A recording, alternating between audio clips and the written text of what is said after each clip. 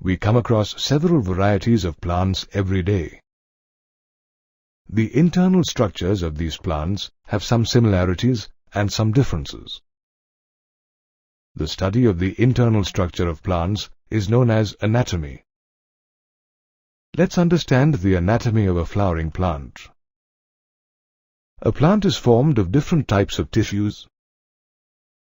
Tissue refers to a group of cells that have a similar structure and perform the same function. There are two main types of plant tissues: meristematic tissues and permanent tissues. Meristematic tissues undergo active cell division, while the permanent tissues do not undergo any division. The word meristem has been derived from the Greek word meris, which means division. The specialized region in plants where meristematic tissues are present is known as the meristem. Active cell division takes place in this region, leading to the growth of the plant.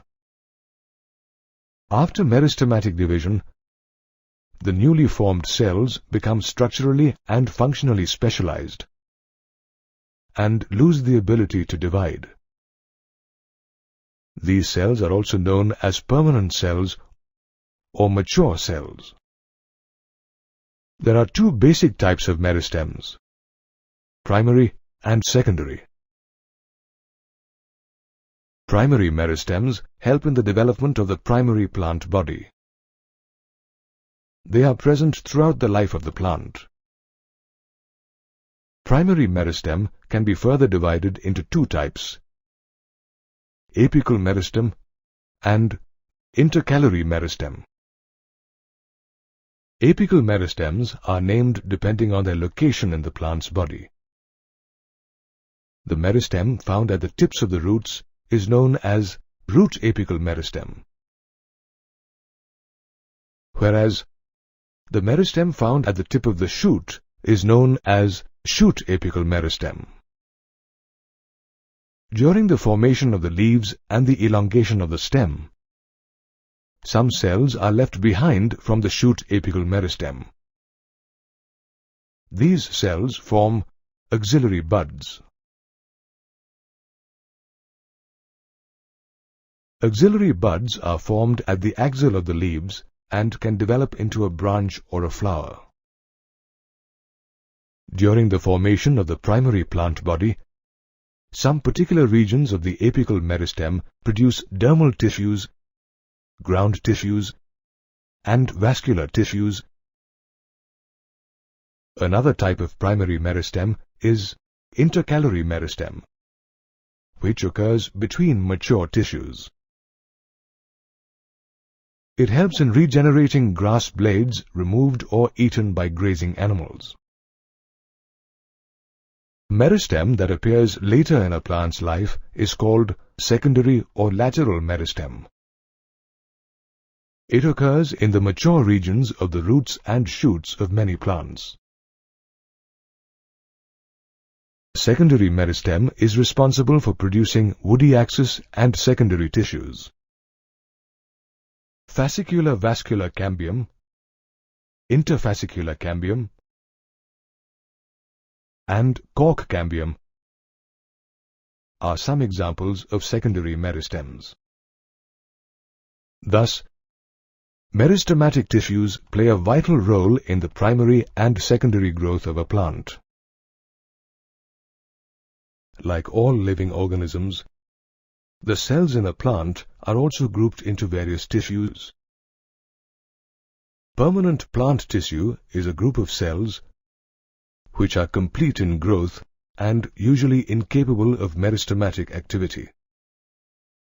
Permanent plant tissue is of two types: simple permanent tissues and complex permanent tissues. Complex permanent tissues are a group of more than one type of cells that have a common origin and work together as a unit. There are two types of complex permanent tissues in plants: xylem and phloem.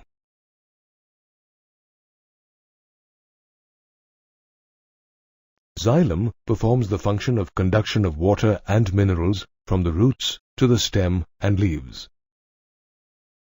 It also provides mechanical strength to the plant. Xylem consists of 4 different types of cells: tracheids, vessels, xylem fibers, and xylem parenchyma. Tracheids are elongated, angular, lignified cells with tapering ends. They are dead and without any proptoplasm. The inner layers of the cell walls in tracheids vary in thickness.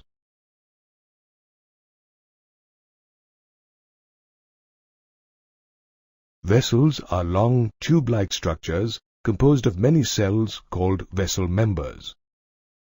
Vessel members have lignified walls and a large central cavity. They are interconnected through perforations in their common walls.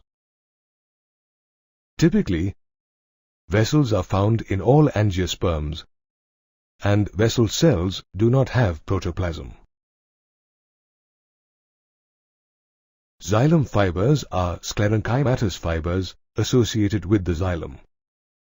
They have highly thickened walls and obliterated central lumens. These may be septate or aseptate. Xylem parenchyma is composed of parenchymatous cells. They are living and thin-walled, with cell walls made up of cellulose. These cells store food material as starch or fat, or substances such as tannin.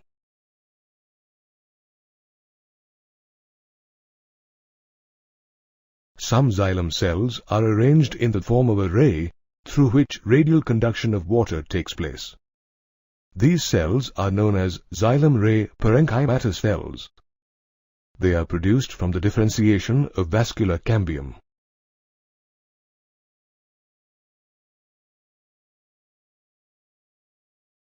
We'll now learn about primary xylem, which consists of the young cells produced from meristematic tissues by the differentiation process. Primary xylem is of 2 types: protoxylem and metaxylem. The primary xylem elements formed in the beginning of a plant's life are known as protoxylem. On the other hand, the primary xylem elements formed in the later stages are known as metaxylem. The arrangements of primary xylem are endarch and exarch. In the stem, the protoxylem lies towards the center or pith, and the metaxylem lies towards the periphery of the stem. This arrangement of primary xylem is called endarch.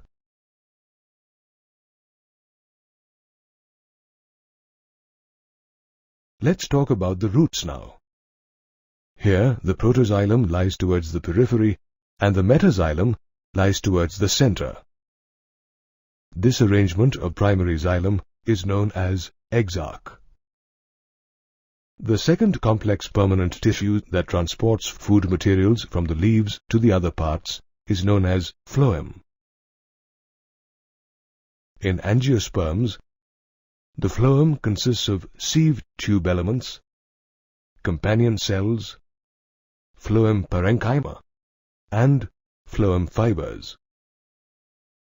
Sieve tube elements are tube-like structures that are arranged in a longitudinal manner. They are closely associated with companion cells, which are parenchymatous in nature.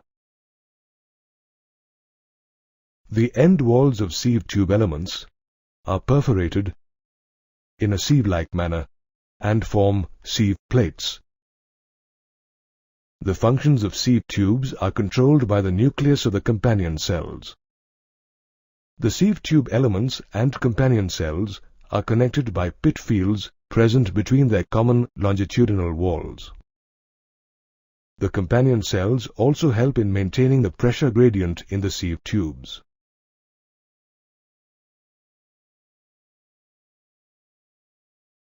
phloem parenchyma stores food material and other substances like resins, latex, and mucilage.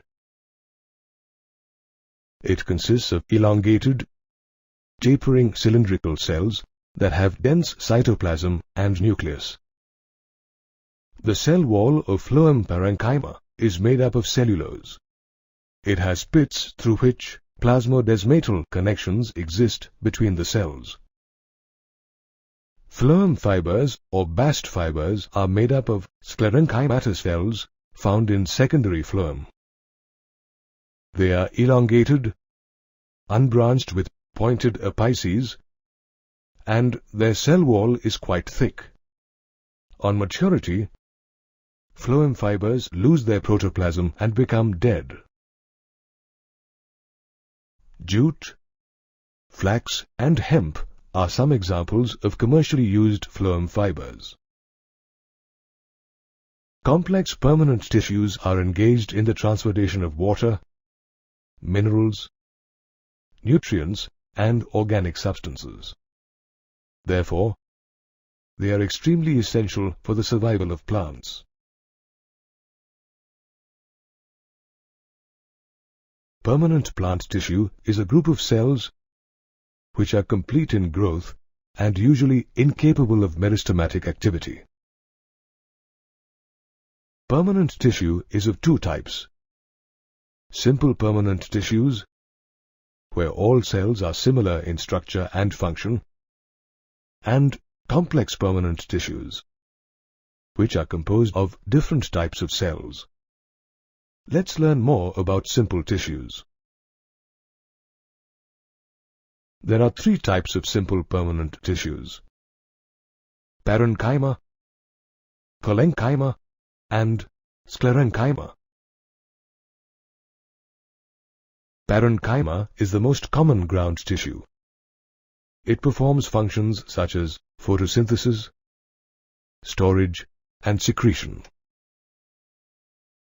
The cells of the parenchyma have the same dimensions or the same length, width, and height, which means that they are isodiametric. Parenchymatous cells are of different shapes, such as sphere, oval, round, polygonal, or elongated.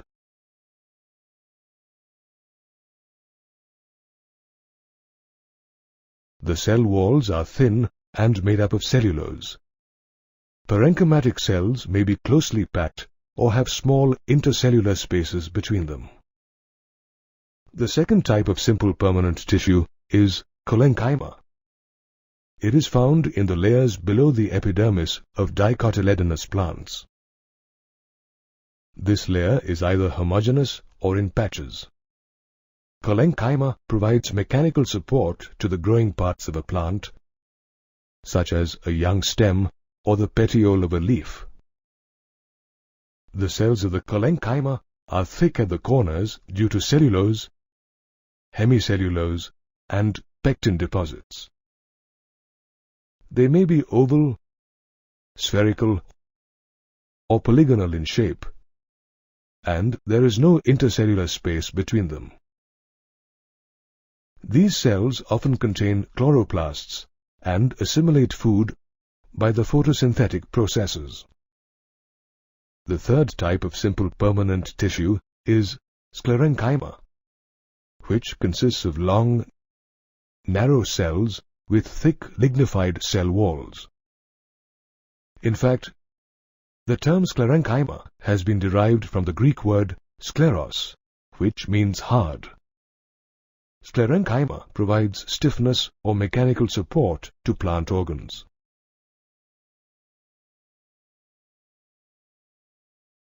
The cell walls of sclerenchyma have a few or many pits. These cells are generally dead and without any protoplasts. Based on the variation in form, structure, origin, and development, sclerenchyma tissue can be of two types: fibers and sclereids. Fibers are narrow, elongated, spindle-shaped, thick-walled cells with pointed ends. They usually occur in groups in various parts of the plant. Sclerids are short and thick-walled cells, generally spherical, oval, or cylindrical in shape. They are extremely lignified and have narrow cavities or lumen. They occur in the hard covering of seeds, the shells of nuts, and the pulp of fruits like guava, pear, and sapota. Simple permanent tissues are very essential as they provide protection, storage, support, and strength to the plant. The body of a plant consists of various types of cells which form different types of tissues. The structure and function of these tissues depend entirely on where they are located inside a plant. Therefore, based on this, plant tissue systems can be classified into three types: epidermal tissue system, ground or fundamental tissue system, and vascular or conducting tissue system. Let's begin by studying the epidermal tissue system. As the name suggests, this tissue forms the outermost covering of the plant body. It consists of epidermal cells, stomata, and epidermal appendages, including trichomes and hairs.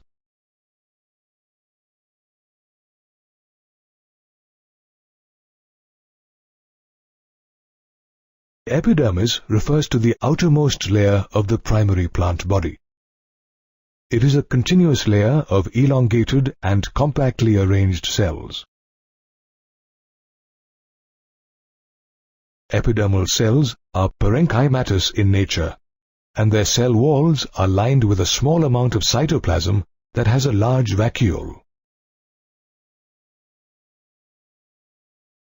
The outer layer of the epidermis is coated with a thick and waxy layer called the cuticle, which prevents the loss of water.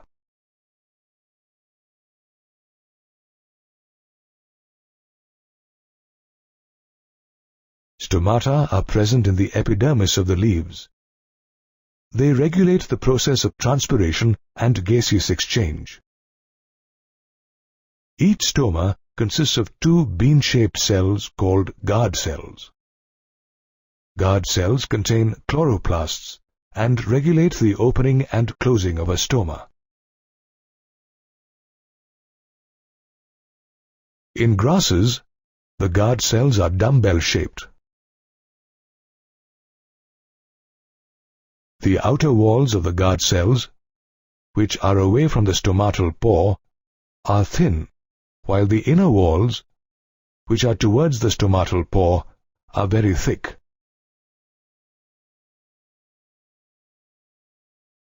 When the epidermal cells associated with the guard cells become specialized in shape and size, they are known as subsidiary cells.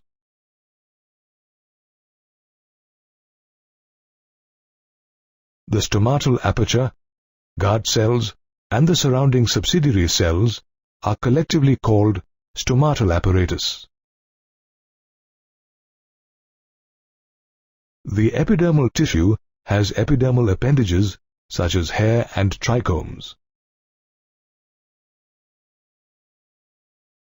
The root hairs are unicellular elongations of the epidermal cells, and they help absorb water and minerals from the soil. The epidermal hairs on the stem are known as trichomes. They may be branched, unbranched, soft or stiff, and may also be secretory in function. Besides this, trichomes prevent loss of water due to transpiration. The second type of tissue system is the ground tissue system. The ground tissue in primary stems and roots consists of parenchymatous cells found in the cortex, pericycle, pith, and medullary rays.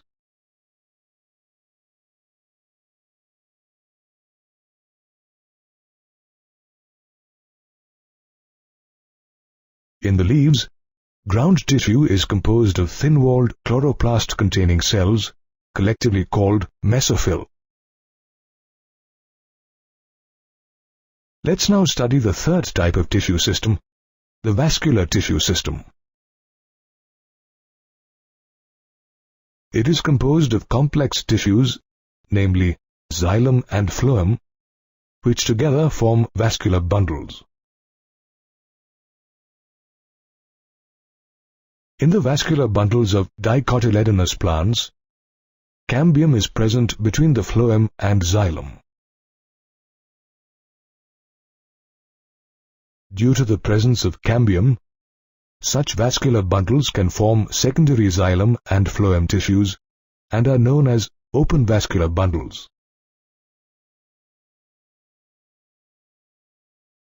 On the other hand, in monocotyledonous plants, vascular bundles do not contain cambium. They are unable to form secondary xylem and phloem tissues and are thus called closed vascular bundles. There are two types of vascular bundle arrangements, radial and conjoint.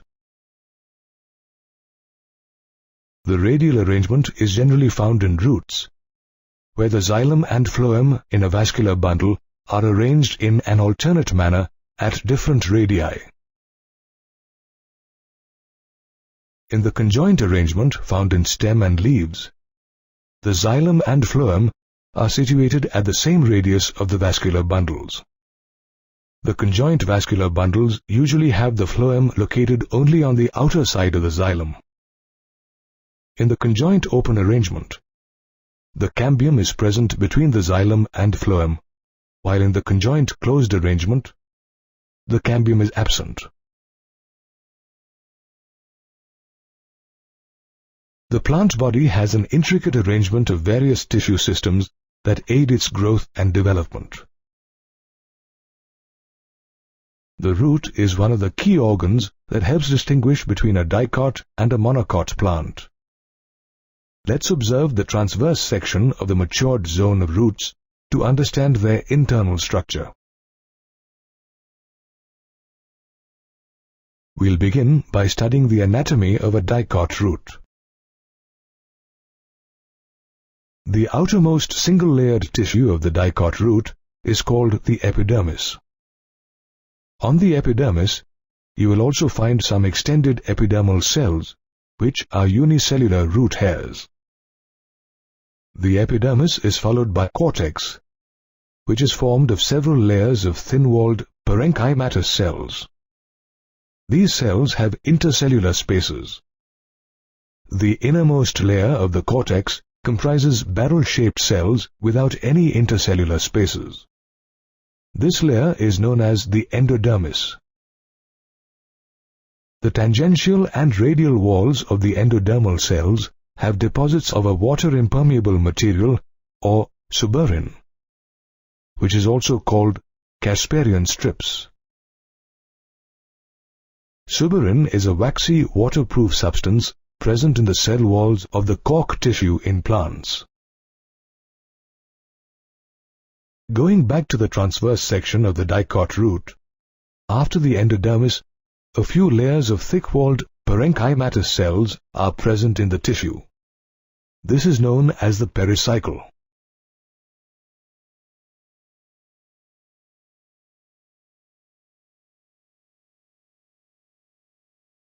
Secondary growth, such as initiation of lateral roots and vascular cambium, takes place in the cells of the pericycle.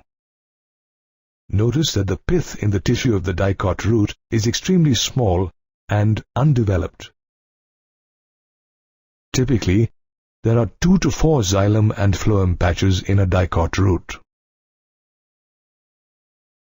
In the later stages, a cambium ring gets formed between the xylem and the phloem. Some radially arranged parenchymatous cells are found between the vascular bundles. These cells form the conjunctive tissue, which is specialized for storage of water.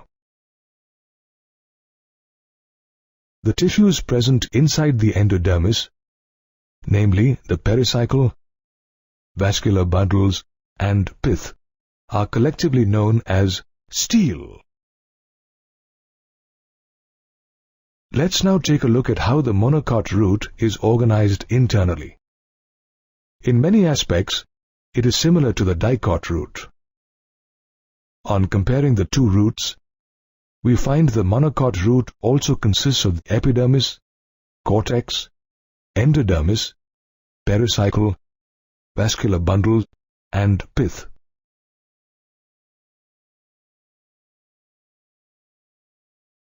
However, there are some differences. The monocot root can have many xylem bundles, whereas the dicot root does not have quite as many. Moreover, in a monocot root, the pith is well developed. Although dicot and monocot roots have some structural similarities, they differ in the number of xylem bundles and size of the pith and cortex. Moreover, secondary growth takes place only in the dicot root. In other words, these roots thicken over time.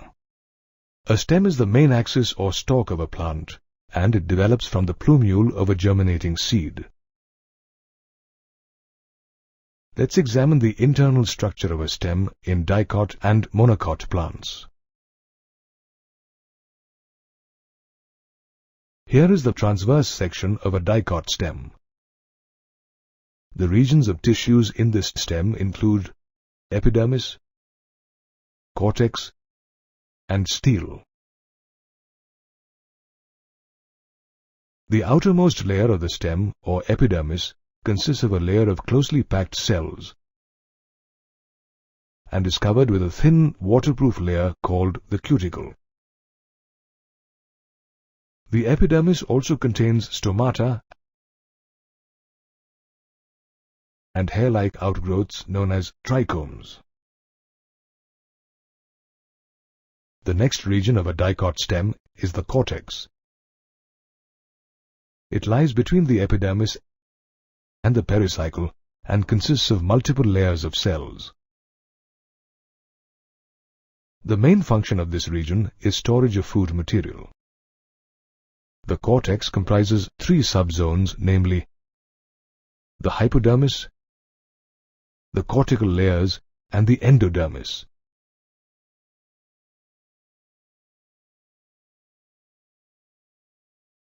The hypodermis is the outermost zone of the cortex, which consists of a few layers of parenchymatous cells. These cells strengthen the young stem of a plant. Below the hypodermis are cortical layers of round and thin-walled parenchymatous cells with intercellular spaces. The third or the innermost zone of the cortex is known as the endodermis. It is a single layer of tightly packed rectangular cells which are rich in starch grains. Therefore, this layer is also known as the starch sheath. Let's now examine the composition of the stele, which forms the last region of a dicot stem. This region consists of the pericycle, the vascular bundles, and the pith.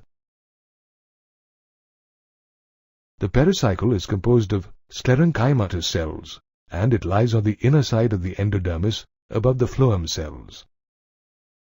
These cells act as a strengthening material. The vascular bundles are located in a ring on the inside of the pericycle. This ring arrangement is a distinctive feature of the dicot stem. There are layers of radially arranged parenchymatous cells in between the vascular bundles, which constitute the medullary ray. Each vascular bundle in a dicot stem is conjoint, open, and consists of end-arc protoxylem. The central region of the stem is filled with pith.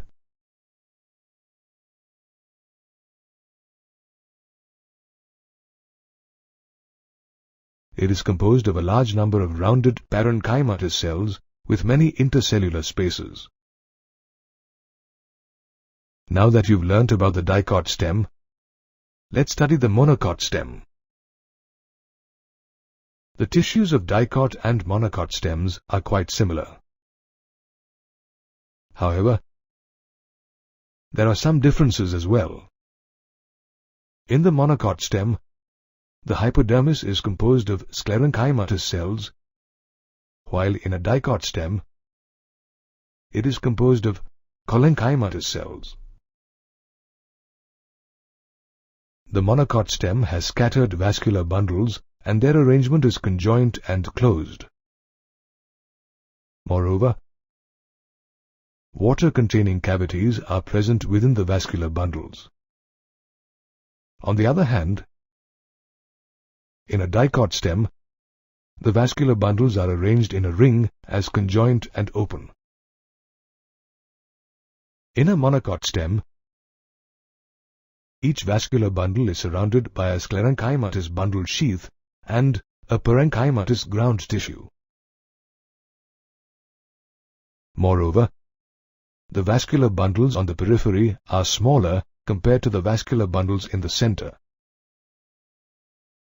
Therefore, the essential differences between a monocot and dicot stem lies in the arrangement of the epidermis, ground tissue, and vascular tissue.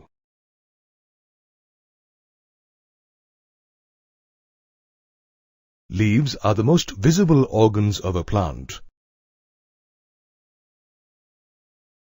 They perform many crucial functions such as photosynthesis and transpiration, in which their internal structure plays an important role.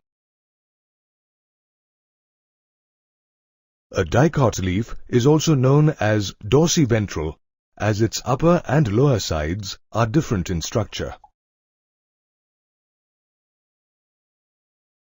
On observing the transverse section of a dicot leaf, we find that it has three main parts: epidermis, mesophyll, and the vascular system.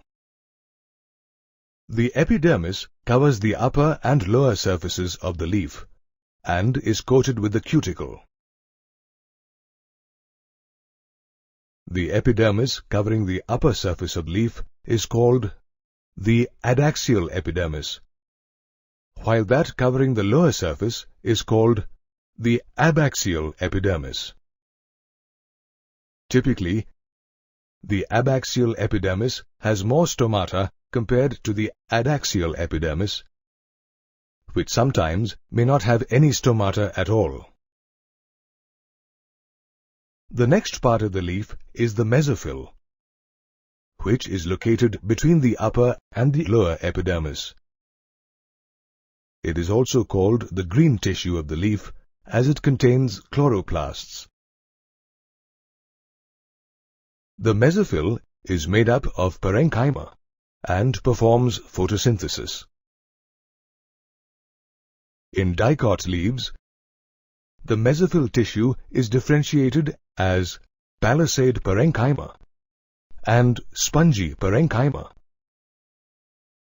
The palisade parenchyma, located near the adaxial epidermis, is made up of elongated cells arranged vertically and parallel to each other. These cells have fewer intercellular spaces.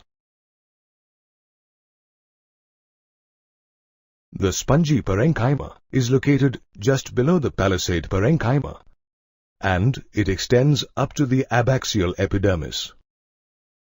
It consists of round cells which are loosely arranged and have large intercellular spaces and air cavities. The third part of a dicot leaf is the vascular system comprising vascular bundles. When observed under a microscope, vascular bundles can be seen in the veins and the midrib of the leaf. The size of the vascular bundles depends on the size of the vein. In dicot plants, the leaves have reticulate venation, in which the veins are of different sizes. Therefore, the vascular bundles are found irregularly scattered in the mesophyll. In the large veins, vascular bundles are usually surrounded by a bundle sheath.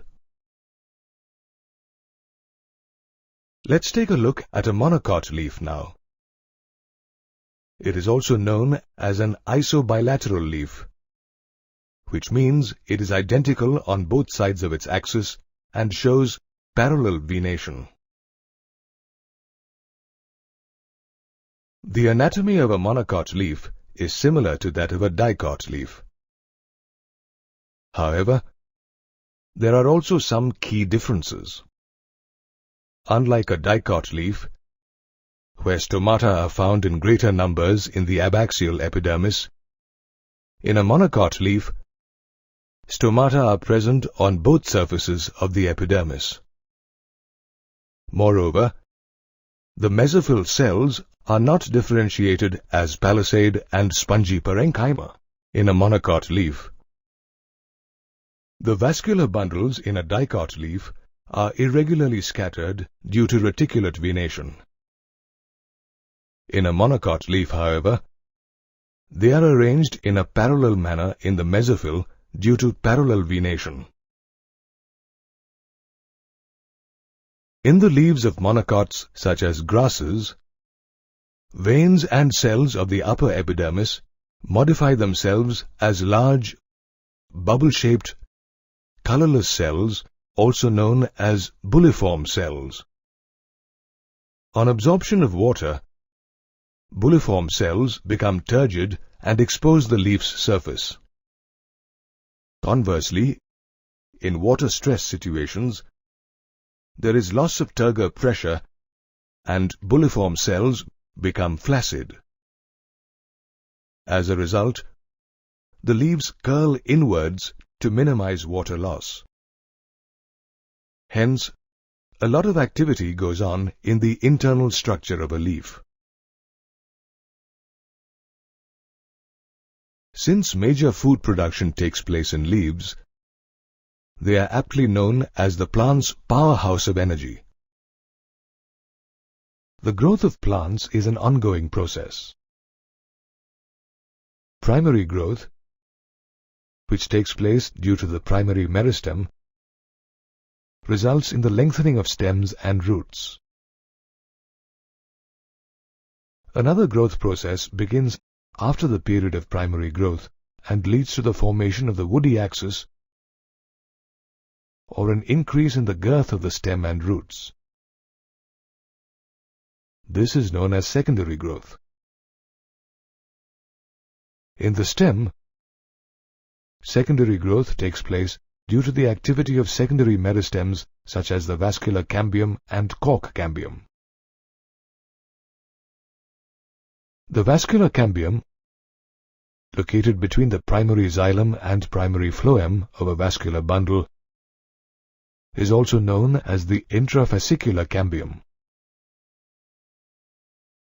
When the stem is young, the vascular cambium is present as a patchy single layer. However, in the later stages, it develops into a complete ring, also known as the cambial ring. Let's understand how this ring is formed. When the secondary growth of a stem begins, a process of differentiation takes place in the cells of the medullary rays. These cells, located next to the intrafascicular cambium, become meristematic in nature and lead to the formation of the interfascicular cambium.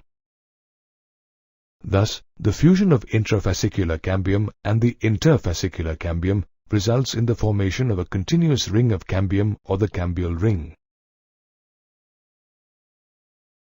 At this stage, the cambial ring has primary xylem on its inner surface and primary phloem on its outer surface.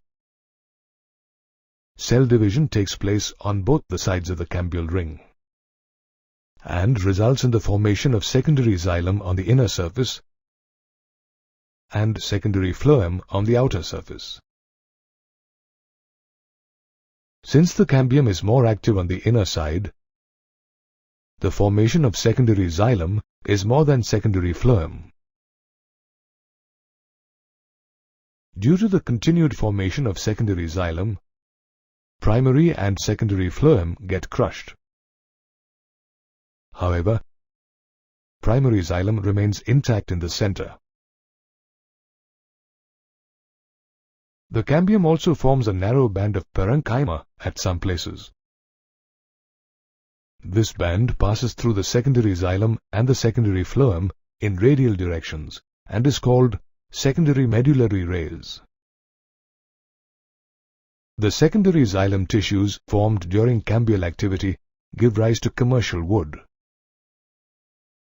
This cambium activity is impacted by several physiological and environmental factors such as defoliation, light, diseases, drought, and temperature.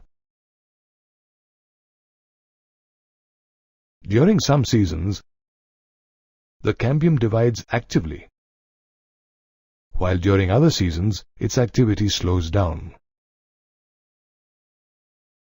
Consider the example of the temperate regions, where climatic conditions are not uniform throughout the year.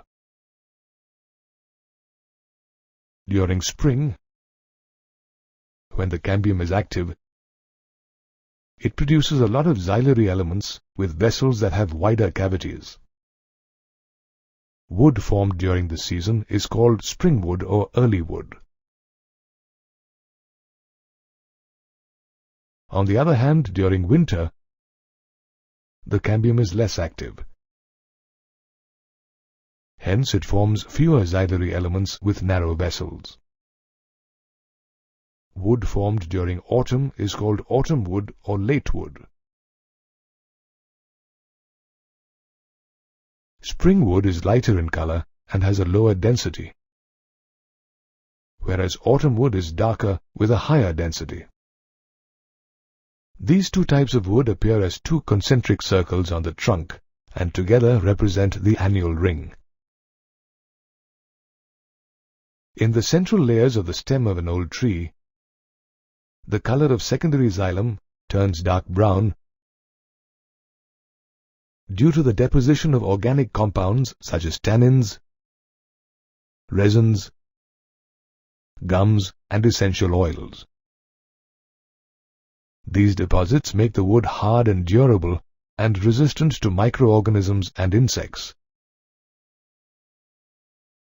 This region of the wood also consists of dead elements with highly lignified walls. It is called heartwood and provides mechanical support to the plant but does not conduct water. The peripheral region of the secondary xylem, which is lighter in color and is involved in conduction of water and minerals, is called sapwood.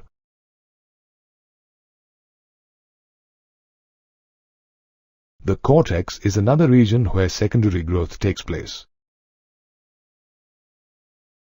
Due to the vascular cambium's activity, the stem increases in girth.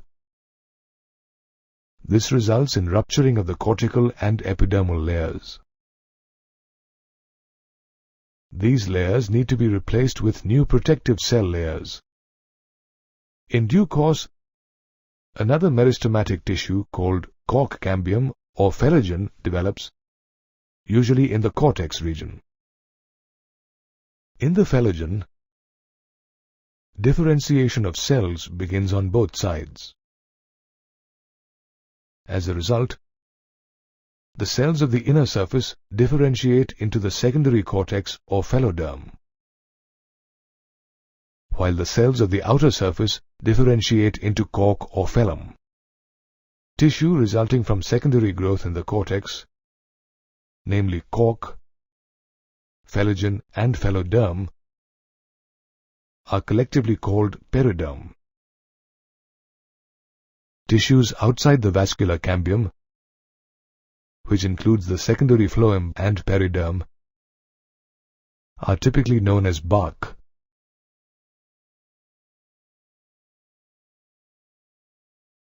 Bark forms the outermost layer of the stem and roots of woody plants. Bark formed in the early season is called early or soft bark, while bark formed at the end of the season is called late or hard bark. Due to the formation of bark, gaseous exchange between the internal living cells and the outer atmosphere is cut off. To facilitate gaseous exchange, phellogen cuts off parenchymatous cells that break the epidermis and form lens-shaped openings on the stem called lenticels. Secondary growth in a dicot root is similar to that of a dicot stem. The vascular cambium develops from the pericycle tissue located just below the phloem bundles. Initially, the cambial ring is continuous and wavy, which later grows and becomes circular. Secondary growth of stems and roots occurs mainly in dicots and gymnosperms, while monocots lack secondary growth.